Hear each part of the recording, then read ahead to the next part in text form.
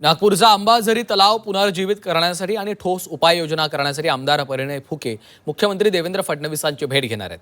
नागपूरचं वैभव असलेला अंबाझरी तलाव जलपर्णींच्या विळख्यात सापडला। अंबाझरी तलावाच्या जवळपास अर्ध्या भागात जलपर्णी पसरली। या तलावात हिंगणा एमआयडीसीतील दूषित पाणी मोठ्या प्रमाणामध्ये येत असल्यामुळे प्रदूषणाचा प्रश्न निर्माण झालेला आहे आणि या संदर्भात परिणय फुके यांच्यासोबत बातचीत केलेली आहे आमचे प्रतिनिधी सुमित ठाकरे यांनी।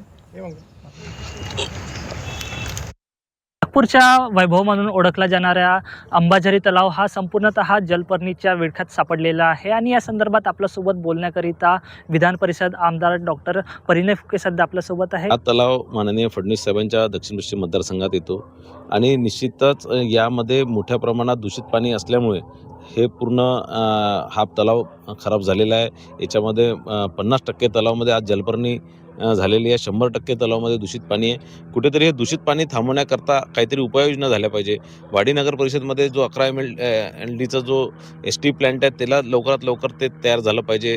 MIDCमधनं जे 2 MLD पाणी याच्यामध्ये येत असतं तेही त्याच्यावरही कुठेतरी ट्रीटमेंट प्लॅन्टच्या माध्यमातून ETP प्लॅन्टच्या माध्यमातून तिथे उभारणी झाली पाहिजे आणि तेही हे दूषित पाणीला कुठेतरी शुद्धीकरण झालं पाहिजे आणि हा तलाव हे नागपूरचा वैभव असलेला तलाव परत त्याचा जुना गौरव जो होता तो त्याला प्राप्त झाला पाहिजे, तो परत चांगला झाला पाहिजे, याच्याकरता परत पुनरुज्जीवित झाला पाहिजे। याच्याकरता मी या संदर्भात चर्चा करण्याकरता मी मुख्यमंत्री साहेबांची भेट घेतली। सुमित ठाकरे, जी 24 तास, नागपूर।